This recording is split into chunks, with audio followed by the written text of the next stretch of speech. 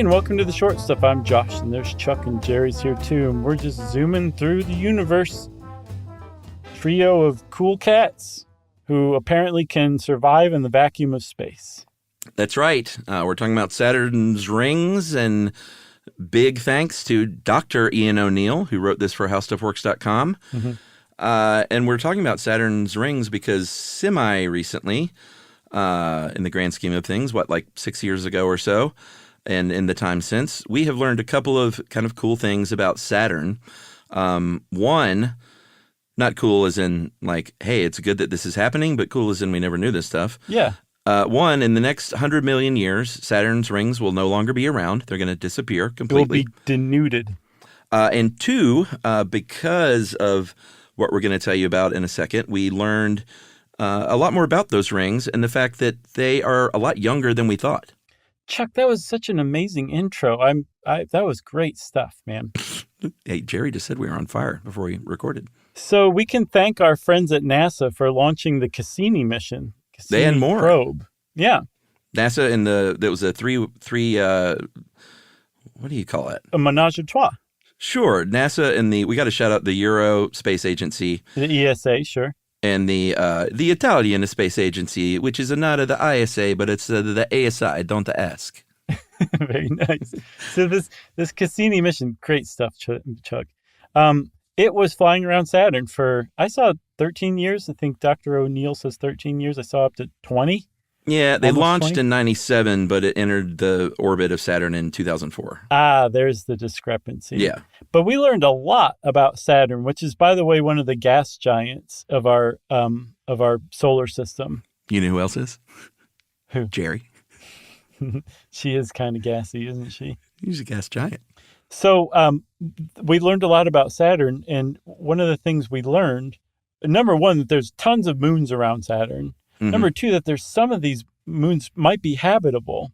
And so as a result, when they launched the Cassini mission, they were like, okay, we've got to figure out a way to dispose of the Cassini probe without just crash landing it, because, it could be lousy with Earth germs on it still. Sure. We don't want to infect one of these moons. So they burned it up in the atmosphere instead. And I realized that this is like the NASA equivalent of wearing a mask. Explain. Well, they didn't want to contaminate the moon, so they burned the thing up in the atmosphere. I got you. Yeah, it was way better on paper. Yeah, sorry. But, you actually wrote that out? Yeah, actually I did. Some of them are so good I don't want to forget them, so I write them down. Yeah, I got you. And that's a good example of it. So that's what happened, right? This thing was low on fuel. And so they did that. They burned it up in that upper atmosphere. They did. But they said, you know what we're going to do? We're going to do something crazy. Cassini's at the end of its mission. I'm going to say her. Cassini's at the end of her mission. She's been a stout and true pioneer for us, teaching us all sorts of great stuff about Saturn. But one thing we don't know about is what is between Saturn's rings and the planet itself. That's right. That gap between the planet and its innermost ring. What's going on there? Yeah, and not only what's going on there, but what can we learn, about the rings and about Saturn as a whole, if we learn about what's going on in between those rings. They thought, well, I'm sure we're going to find some gases, but they basically thought it's empty in between there. As Dave Matthews would say, there's space between, and that's what they thought. But what they found was not that at all. What they found was a virtual rainstorm of particles and elements and molecules raining down between the gaps. And what they found out was, hold on a second, that is the rings sort of falling apart, right? Yeah, they're dissolving it's just falling into the atmosphere of Saturn, which is pretty cool. But what that implies is that since there's a finite amount of these rings, eventually they're going to dissolve. There won't be any rings any longer. And that was a big thing that they did not know before. They didn't know the age of the rings. They didn't know that the rings were slowly dissolving.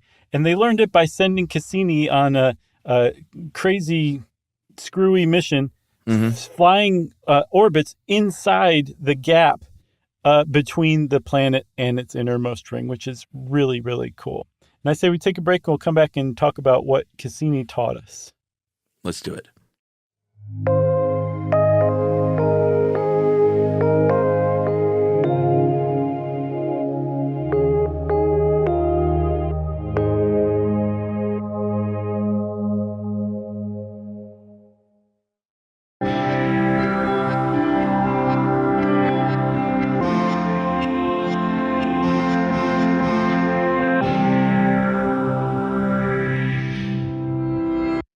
So, first off, we've been saying just Cassini. It was technically the Cassini-Huygens. Oh, yeah, I didn't see that anywhere. But Huygens is kind of clunky, so and Cassini just, I guess that was the Italian input. Sure. So Cassini sounds better. But one of the things they learned, like we said, is that these rings have about 100 million years to live, which sounds like a long time, and it is. But considering Saturn is about 4 billion years old, it's much shorter than they thought. Did you say that it's raining 10 tons of material per second? No, I didn't. That's a great stat. It is. And it's hilarious that they went with 10 tons because it's 9,072 kilograms, but 10 metric tons is 10,000 kilograms. Okay, if you say so. Regardless, that's how much is raining down in particulate form. So that's a lot of particles that it's losing every second. But there's still so much of it that's going to take 100 million years to dissolve. Yeah, totally. And here's, this is kind of tough stuff, but here's how I understand it and how they figured some of this stuff out. All right. Was while Cassini-Huygens was going through that ring plane, they said the people running the mission, that three-pronged menage a trois, as you said, said, you know what, those rings and those moons have gravitational pull, so why don't we just let it work its magic on the spacecraft and let it pull it a little bit in whatever direction it's going to go in, and that'll result in these little bitty changes to its trajectory, and we can measure those, and that'll allow us to find out the mass of this thing using magic. Right. Yeah, they could detect fractions of a millimeter per second increases in acceleration. That's how sensitive the stuff that Cassini was sending back. Cassini-Huygens. Sure. It sounds like Jerry Lewis saying Cassini. Cassini-Huygens. Exactly. Well, hey. So what they were doing was they were figuring out the mass of the rings by figuring out how much the probe resisted the pull of Saturn itself. Yeah. Okay? And then by figuring out the mass of the rings, they could make a pretty good guess at the age of the rings, right? Because less mass would be younger, more mass would be older, because these things are spinning in a very tight orbit around Saturn. They're not like these solid things. It's kind of like an asteroid belt, but there's so much stuff in there that they actually appear as rings. Yeah, Han Solo couldn't even navigate that asteroid field. Not a chance. Yeah. And so the longer that they are around, the more space stuff they're going to attract. So there would be more mass the older they were, less mass the younger they were. But what they found out was that the predictions were way off, that what they came up with just didn't make any sense. And what they figured out how to explain it was actually taught them a lot about what's going on inside of Saturn. Yeah. As they figured out in the end there was, because like we said, it was being altered by the tug of gravity, but it was also being altered by these big flows of material in that atmosphere at the equator, which was about 6,000 miles deep. And they were moving slower, about 4% slower than the upper atmospheric clouds that we could see. And that was sort of the discrepancy. It was an anomaly that they did not know about and therefore couldn't predict. Right. So once they figured out that the mass of the rings are actually much lower than they thought, they took some other measurement from, I can't remember, some sort of waves, I guess gravitational waves, but I don't think that's what it was. Density waves? Yes, they had a measurement from before that they're like, that is way low.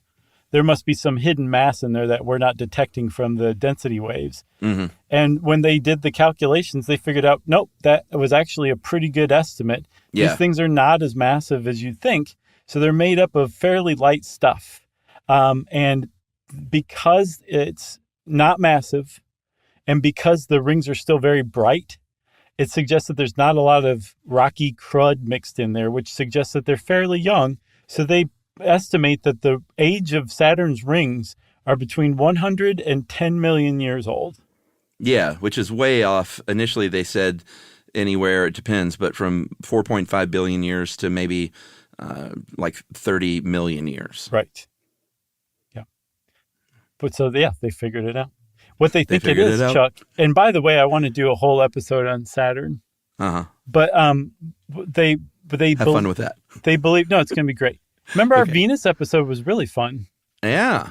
So what they believe is that either the rings are made up of an icy comet that got caught in Saturn's orbit and was basically pulled apart by the gravity of Saturn, and it turned into spread out into a ring. So what you're seeing is a super spread out comet, which is pretty cool. It's also possible it's Moon that the same fate happened to. It just kind of crumbled and came apart. But the Ken might say it's beach. the upside of it is that we're going to do an episode on Saturn, so look for that one day.